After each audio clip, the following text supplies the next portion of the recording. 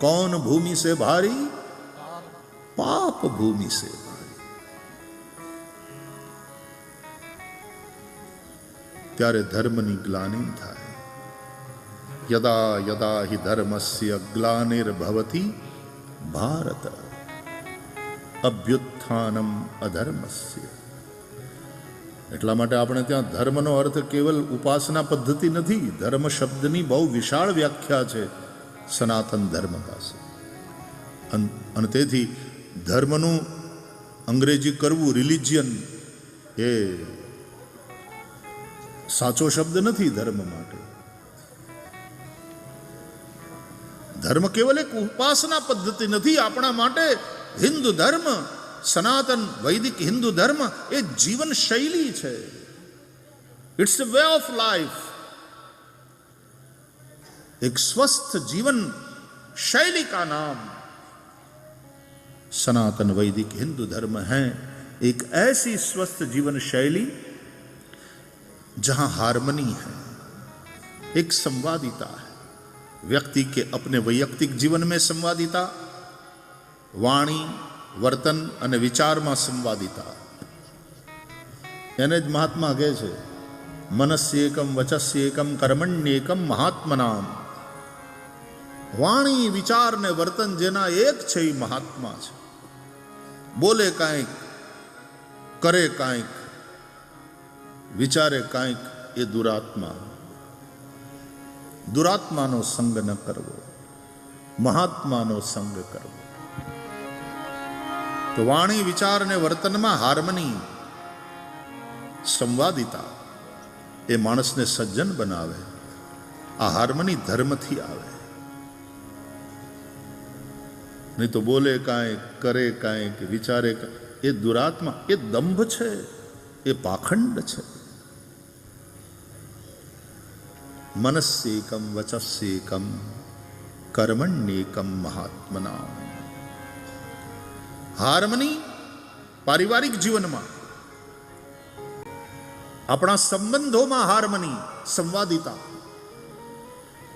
પતિ પત્નીના સંબંધમાં સંવાદિતા, ભાઈ ભાઈના સંબંધમાં સંવાદિતા, પિતા પુત્રના સંબંધમાં સંવાદિતા.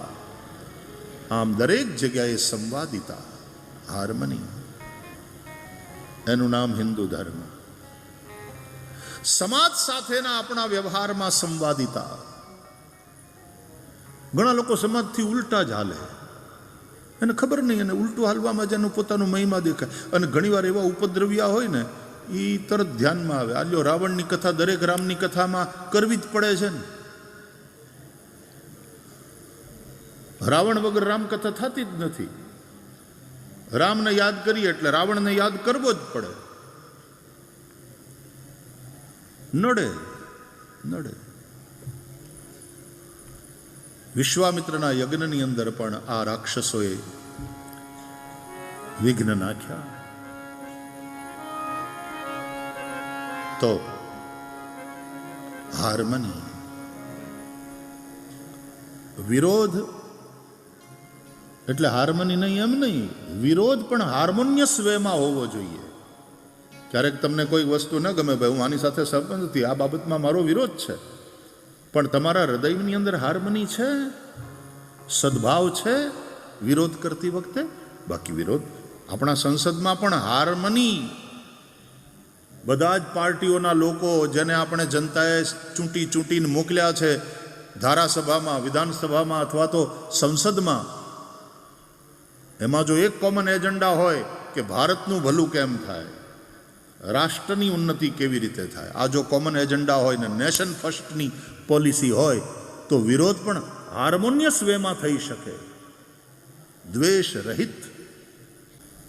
ક્રોધ સારો, દ્વેષ ખરાબ. ક્રોધ હજી હારો. ક્રોધ કલ્યાણ કરી શકે, દ્વેષ કોઈ દી કલ્યાણ કરે એ વાતમાં માલ જ નથી. ક્રોધ હજી કલ્યાણ કરે. ગુરુનો ક્રોધ શિષ્ય ઉપર, શિષ્યના ભલા માટે. મા બાપનો ક્રોધ પોતાના સંતાન ઉપર, સંતાનના ભલા માટે. અરે ઇવન ભગવાન ક્રોધ કરે છે, નહીં તો એ શાંતાકારમ કહેવાય છે. આપણે સ્તુતિ કરીએ છીએ શાંતાકારમ ભુજગશયનમ પદ્મનાભમ સુરેશમ. શાંતમ શાશ્વતમ અપ્રમેય મનગમ નિર્વાણ શાંતિપ્રદમ. એવા ભગવાન પણ ક્રોધ કરે છે. કૃષ્ણ પરમાત્માએ ક્રોધ કર્યો, કાલી નાગને નાથ્યો, એને દંડ આપ્યો. તો કાલી નાગની પત્નીઓ ભાગવતમાં ભગવાનની સ્તુતિ કરે છે અને ત્યારે કહે છે ક્રોધોપિ તે અનુગ્રહમેવ સંમતઃ. હે પ્રભુ, આપનો ક્રોધ પણ અનુગ્રહનો જ એક પ્રકાર છે. ગુરુનો ક્રોધ એ ગુરુની કૃપાનો જ એક પ્રકાર છે. માતા પિતાનો ક્રોધ સંતાનના ભલા માટે, એ માતા પિતાનો પ્રેમ જ, માતા પિતાની કૃપા જ બોલે છે. એટલે એવો ક્રોધ કલ્યાણકારી બની શકે, પણ દ્વેષ કોઈનું કલ્યાણ કરે એ વાતમાં માલ નહીં. द्वेष तो विष है, मारता है.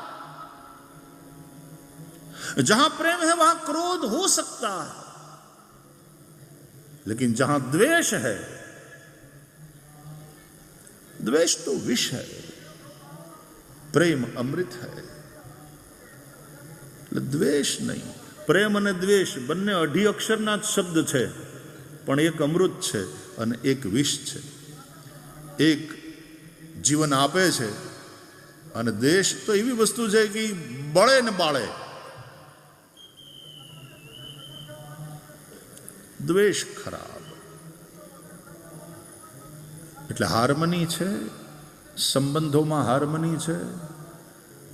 અત્યારે ક્યાંક પરણીને પછી ઓલા એ છોકરીને કટકા કરી અને ફ્રીજમાં મૂકી દે છે, અને ક્યાંક ઓલી છોકરી બીજા કોક પ્રેમીની હારે મળીને પોતાના ધણીને મારી નાખીને ઓલા હું ડ્રમમાં સિમેન્ટ નાખીને એની અંદર.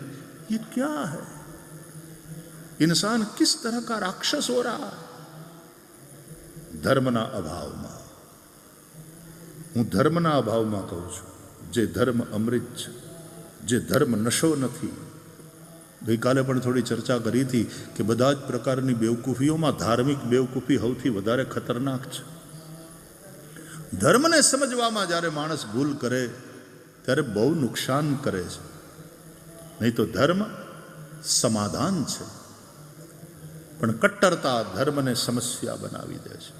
कल भी थोड़ी चर्चा हुई थी, धर्म का संबंध कट्टरता से नहीं, धर्म का संबंध करुणा से है. करुणा से.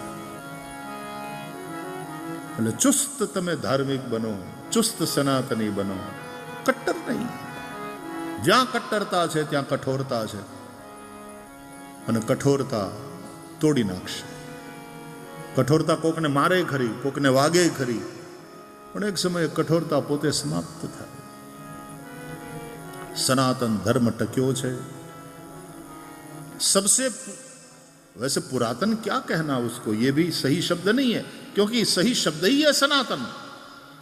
क्योंकि ये पुरातन भी नहीं है, ये नूतन भी नहीं है, ये बहती नदी की भांति है. ये सनातन है, इटर्नल. અને તેથી આ ધર્મ હતો, આ ધર્મ ટક્યો છે અને આ ધર્મ ટકશે. એનું કારણ એના મૂલ્યો, એની ઉદારતા, એની સહિષ્ણુતા. કટ્ટરતા નહીં પણ કરુણા, દયા ધર્મ કા મૂલ है. પ્રાણી માત્ર પ્રત્યેની દયા. ગઈકાલે આપણે થોડી ચર્ચા કરી હતી કે ભાગવતના આ ત્રણ જ સંદેશ મુખ્ય છે. માણસનો વ્યવહાર બીજા માણસો સાથે કેવો હોવો જોઈએ, માણસનો વ્યવહાર मनुष्यतर जो जीव सृष्टि है उसके साथ कैसा होना चाहिए, और मनुष्यों का व्यवहार प्रकृति के साथ कैसा होना चाहिए. ભાગવત આ ત્રણ સંદેશ આપે, અને એટલા માટે ભાગવતનો આ સંદેશ આજે પણ સમીચીન છે. ઉલટાનો આજે તો વધારે પ્રાસંગિક છે, વધારે મહત્વનો છે. કારણ કે અત્યારે જે રીતે પર્યાવરણને લગતી સમસ્યાઓ ઊભી થઈ રહી છે, એક પ્રાકૃતિક સંતુલન ખોરવાઈ રહ્યું છે, ઋતુઓ બધી ડિસ્ટર્બ થઈ ગઈ. અમારે યજ્ઞ ઇત્યાદિ હોય, પૂજા ઇત્યાદિ હોય તો દેવતાઓને એવી પ્રાર્થના કરવામાં આવે, કાલે વર્ષતુ પર્જન્ય, પૃથ્વી શસ્યશાલિની, દેશોયમ ક્ષોભરહિત, બ્રાહ્મણા સંતુ નિર્ભયા વા સજ્જના સંતુ નિર્ભયા, काले वर्षतु पर्जन्य। समय पर वर्षा हो, पर्याप्त मात्रा में वर्षा हो, और वो समय पर, नहीं तो मावठा कहेवाय। जो दिवाળી પછી આટલા દિવસ ગયા, અઠવાડિયું વહી ગયું, એ પછી જે પાછી જમાવટ થઈ, ચોમાહાને કેવું પડ્યું, તમે તો વયા ગયા હતા ને, એટલે જાણ મહેમાન ને કે ટ્રેન ચૂકી ગયો એટલે પાછા આવ્યા, તમે ચોમાહું પાછું આવ્યું, કેવી ચિક્કાર વર્ષા, એને કેટલું મોટું નુકસાન કર્યું ખેડૂતોનું. એ ધરતીનો છોરું, એ કિસાન આટલો પરસેવો પાડે અને પછી આવા માવઠા થાય, આ પ્રકારની વર્ષા થાય તો કેટલું મોટું નુકસાન થાય છે. એટલે એવું માગવામાં આવે દેવતાઓ પાસે, કાલે વર્ષતુ પર્જન્ય, समय पर वर्षा हो, पर्याप्त मात्रा में, सुनिश्चित मात्रा में समय पर वर्षा, पृथ्वी धन धान्य से समृद्ध हो, देश क्षोभ रहित हो और सज्जन निर्भय हो. साची बात कहेवामां એને કોઈની બીક ન હોય. બ્રાહ્મણા સંતુ નિર્ભયા, સજ્જના સંતુ નિર્ભયા, નિર્ભય હો.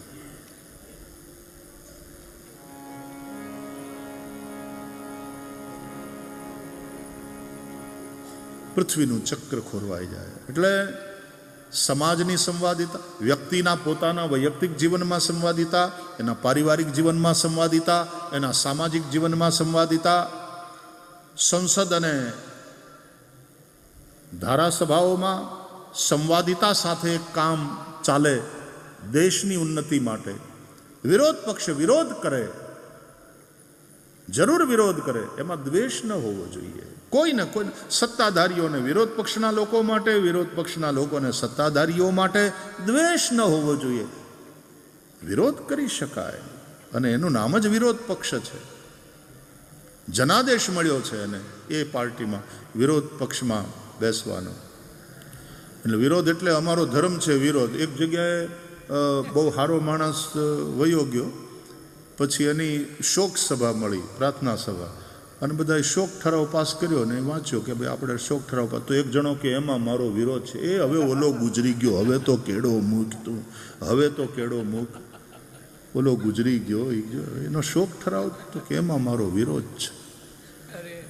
ઘણાને વિરોધ જ કરવો, જિંદગી આખી વિરોધ કરવામાં જાય. એ પોતે પોતાનો વિરોધ કરતો હોય. આમ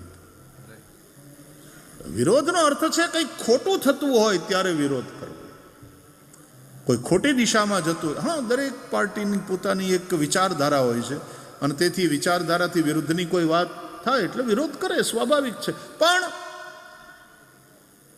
દ્વેષ નહીં, એક સંવાદિતા. વિરોધ પણ સંવાદિતા પૂર્ણ હોય. પતિ પત્નીની વચ્ચે લડાઈ થાય પણ એ લડાઈ કેવી પ્રેમપૂર્ણ હોય છે. રામ અને સીતા બાંધ્યા, બોલો, પતિ પત્નીની વચ્ચે લડાઈ થઈ. આપણે ત્યાં તો એના માટેના લોકગીતો બન્યા છે. જય શ્રી કૃષ્ણ. રામ સીતા બાંધ્યા, પણ એમાંય એ લડાઈ, એ ઝઘડાના ગીતો રચાયા, એની અંદર પણ કેટલા પ્રેમની સંવાદિતા બોલે છે. લવિંગ કેરી લાકડીએ રામે સીતાને માર્યા જો. મરાય, પતિએ મરાય, પત્ની ઉપર હાથ ઉપાડાય, અને હવે અટાણના ટાઈમમાં ઉપાડી તો જોવે, પોલીસ ઉપાડી જાય, ઓલી ફોન કરે તો સંવાદિતા ખોવાણી. અને આ ગીતમાં છે કે લવિંગ કેરી લાકડીએ રામે સીતાને માર્યા જો, અને ફૂલ કેરે દડુલીએ સીતાએ વેર વાળ્યા જો. હા, પંક્તિઓ જુઓ તમે, કે લવિંગ કેરી લાકડીએ, રામે સીતાને માર્યા લાકડીએથી. કઈ લાકડી? લવિંગની. લવિંગ કેવડું, વાત કેવી. લવિંગ કેરી લાકડીએ રામે સીતાને માર્યા જો, અને ફૂલ કેરે દડુલીએ સીતાએ વેર વાળ્યા જો. ફૂલ કેરે દડુલીએ પાણો મારે પત્ની. બોલો, કાપી નાખીને ડ્રમમાં નાખી દે ને ઉપર સિમેન્ટ નાખી દે.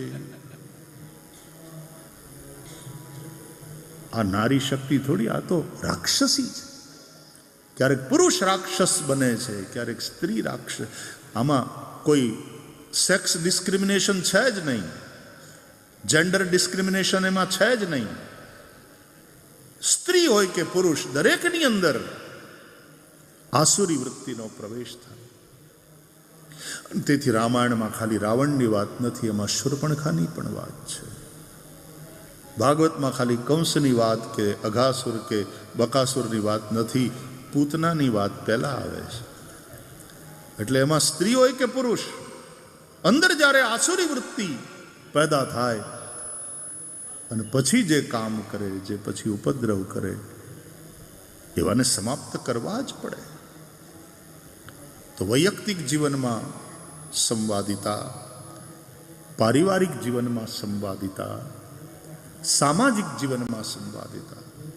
જ્ઞાતિઓ એટલી લડે. જ્ઞાતિના તો મને તો ઘણા બહેનોને મેં એમ કહેતા સાંભળ્યા છે, જ્યારથી આ જ્ઞાતિના સંસ્થામાં જોડાયા ને ત્યારથી કોઈ દી ધરાઈને ધાન ખાધું નથી નિરાતે. ઘરના જ ધાન ખાવાના, પણ કોઈ દી નિરાતે જમ્યા નથી. આખો દિવસ ઝઘડાની જ વાલતી હોય, ફોનમાં તે જ બધા ઝઘડાની ને ઓલાએ આમ કર્યું, આપણે એને પાડી દેવો, આનો વિરોધ કર્યો. એ હું કામ પણ હખણા રહ્યો ને. મુંબઈની અંદર ગુજરાતી નાટ્ય ભૂમિની દુનિયામાં એક નાટક ચાલ્યું ઘણા બધા વખત સુધી. આમ તો ઓલું ગીતે નહોતું, જોડે રેજો રાજ. ફિલ્મે આવી હતી એવી, લગભગ ફિલ્મ હતી આ ટાઇટલ ગુજરાતીમાં, જોડે રેજો રાજ. કે ગીત હતું? શું હતું? મને તો કાંઈ બહુ ખબર ન પડે. ગઈકાલે આ લાલો ફિલ્મવાળી આખી બધી ટીમ આવી હતી અહીંયા, તો લાલો અને કૃષ્ણ ભગવાનની વાતો કેટલી સરસ રીતે લોકોએ વધાવી. મને બધી માહિતી એ લોકોએ આપી. તો જોડે રેજો રાજ એવું હતું કંઈ. તો એના આધારે આમ કહેવાનું મન થાય, હખણા રેજો રાજ, હખણા રેજો રાજ. કેવા બાંધે, પણ કેવા બાંધે. હા, ફરીથી કહું છું, વિરોધ કરવો જોઈએ. જ્યાં ખોટું થતું હોય ત્યાં વિરોધ કરવો જોઈએ, પણ એ વિરોધ દ્વેષયુક્ત ન હોવો જોઈએ. સમાજના ભલા માટે, પરિવારના ભલા માટે, રાષ્ટ્રના ભલા માટે તમે વિરોધ કરો તો એ વિરોધ પણ પ્રેમપૂર્ણ અને હાર્મોનિયસ હોવો જોઈએ, સંવાદિતાપૂર્ણ. તો વૈયક્તિક જીવનમાં સંવાદિતા, પારિવારિક જીવનમાં સંવાદિતા, સામાજિક જીવનમાં સંવાદિતા, રાષ્ટ્રીય જીવનમાં કે રાજનીતિક જીવનમાં એક સંવાદિતા, અને વૈશ્વિક જીવનમાં કેવા વિશ્વના દેશો બાંધે છે અટાણે. આપણને ત્રીજું વિશ્વયુદ્ધ જોતું નથી, પણ આપણને ક્યારેક આમ ભણકારા વાગે ને બીક લાગે કે એ હળગ્યું, એ હળગ્યું, એ હળગ્યું. પહેલું વિશ્વયુદ્ધ જે રીતે શરૂ થયું, શરૂઆત બહુ નાનકડી હોય, અમથી વાતમાંથી આપણને એમ થાય આટલી નાનકડી વાતમાં વિશ્વયુદ્ધ સુધી વાત પહોંચે. સેકન્ડ વર્લ્ડ વોરની હિસ્ટ્રી વાંચો. અત્યારે દુનિયાના દેશો જે રીતે બાખડે છે અંદર અંદર, મનમાં આમ આશંકા રહ્યા કરે, ભગવાન એવું ન કરે, પણ નહીં તો એ હળગ્યું. થર્ડ વર્લ્ડ વોર તરફ જાણે દુનિયા જતી. અને અર્થશાસ્ત્ર અને આર્થિક નીતિ કેવી થઈ ગઈ દેશોની. કોકનું ઘર હળગે, કોકનું ઘર બળે, એ બધા મરે, અને ત્યાં વિભીષિકા અને વિનાશ સર્જાય તો અમારા શસ્ત્રો વેચાય, તો અમારી વસ્તુઓ વેચાય, અમારો વેપાર હાલે. કોકનું નુકસાની, તમારો નફો. આ વિચારધારા જ્યારે આવશે, આને જ કહેવાય ધર્મની ગ્લાની. યદા યદા હિ ધર્મસ્ય ગ્લાનિર્ભવતિ ભારત. જ્યારે સનાતન હિન્દુ ધર્મ એક જીવન શૈલીનું નામ છે, એક સ્વસ્થ જીવન શૈલી, એક સંવાદિતાપૂર્ણ જીવન શૈલી, તો પ્રકૃતિની સાથે પણ કેવી રીતે સંવાદિતા સાધવી. એટલે આપણે નદીઓની પૂજા કરીએ છીએ, આપણે પર્વતોની પૂજા કરીએ છીએ, આપણે વૃક્ષોની પૂજા કરીએ છીએ. પૂજા તો કરીએ છીએ પણ એનો અંદરનો જે આત્મા છે ને એ મરી ગયો અટાણે. આમ આપણે નદીઓની પૂજા કરીએ, આમ આપણે જમનાજીને ચુંદડી મનોરથ કરીએ, પણ જમનાજીની અંદર અત્યારે જે ગંદકી ઠલવાય છે, મોટી મોટી ફેક્ટરીઓ પોતાની બધી જ ગંદકી સમીપવર્તી નદીમાં વહાવે, આ હાર્મની તૂટે છે. ત્યારે ક્યાંક ને ક્યાંક આપણે ભલે ફેક્ટરીમાં હનુમાનજીનું મંદિર રાખ્યું હોય કે રાધા કૃષ્ણનું મંદિર રાખ્યું હોય, પણ આપણે કરીએ છીએ અધર્મ, બેઈમાની, ભેળસેળ. ઘણા ભેળસેળિયા તેલ વેચે, લોકોને માંદા પાડે અને પાછા હોસ્પિટલમાં દાન આપે. બોલો, ધર્માદા હોસ્પિટલમાં પોતાના નામનો વોર્ડ ખોલાવે. એ પહેલાં ભેળસેળ બંધ કર, લોકોને મારવાનું બંધ કર, માંદા પાડવાનું બંધ કર. ક્યાં દંભ મજબૂત હોતા જા રહા. પાણી હાથ ગણે ગાળીને પીવે ને લોહી ઉભે ગળે પીવે, ગરીબોનું લોહી ઉભે ગળે પીવે. ઘણા એટલા બધા ધાર્મિકો લહણ કાંદા ન ખાય પણ લાંચ ખાય, જાણે સાત્વિક આહાર હોય એમ. દંભ હૈ. એટલે ધર્મ શબ્દ આપણે ત્યાં બહુ વિશાળ અર્થમાં છે. ધર્મ શબ્દનો એક અર્થ કર્તવ્ય એવો પણ થાય છે. કર્તવ્ય, મારું કર્તવ્ય મારા પરિવાર પ્રત્યે, મારું કર્તવ્ય મારા સમાજ પ્રત્યે, મારું કર્તવ્ય મારા રાષ્ટ્ર પ્રત્યે, મારું કર્તવ્ય માનવતા પ્રત્યે, મારું કર્તવ્ય પ્રકૃતિ માતા પ્રત્યે. કર્તવ્ય કર્તવ્ય આ કર્તવ્યનું પાલન, એનું નામ ધર્મ. અને કર્તવ્યનું પાલન તો ન કરે, ઉલટાનું નુકસાન કરે, કૃતજ્ઞ ન બને, બડા પાપ હૈ. આ કૃતજ્ઞતા બહુ મોટું પાપ છે. ઈશ્વરે આપણને માનવ જન્મ આપ્યો, મહામૂલો છે.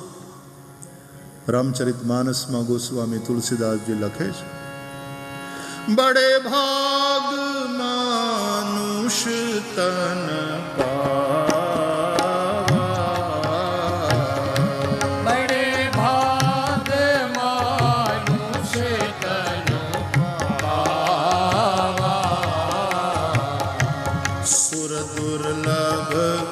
सब ग्रंथ निगावा,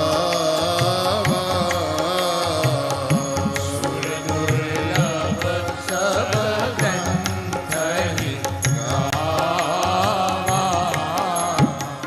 દેવોને પણ દુર્લભ એવો માનવ દેહ આપણને મળ્યો છે.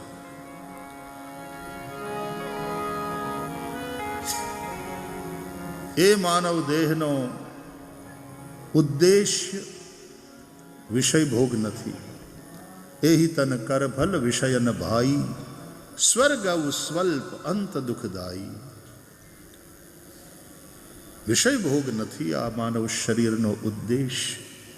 શરીર માધ્યમ ખલુ ધર્મ સાધનમ. શરીર એટલા માટે મળ્યું છે કે આપણે ધર્મ, આ સાધન છે, ધર્માચરણ માટેનું સાધન છે.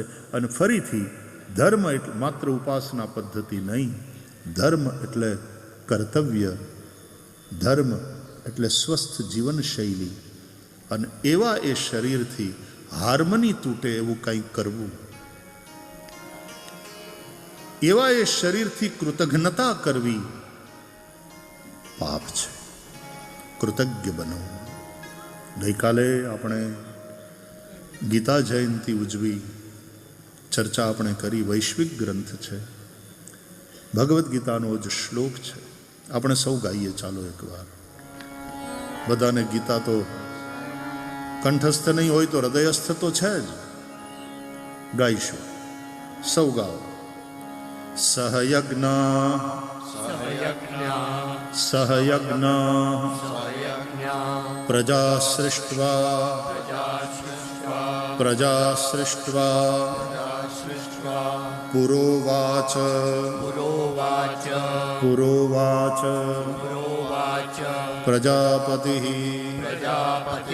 પ્રજાપતિ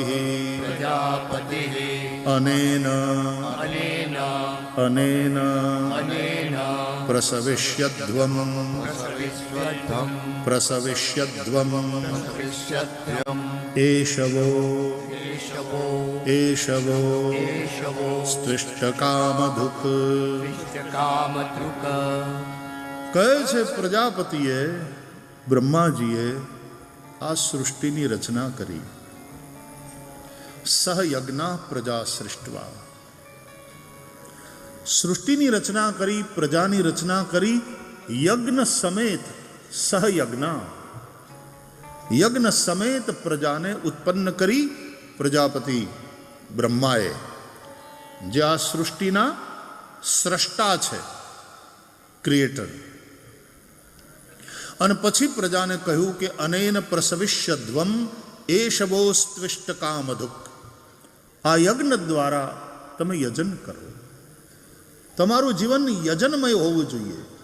યજ્ઞેન યજ્ઞમય જંત દેવાસ્તાની ધર્માણી પ્રથમાન્યાસન્ન.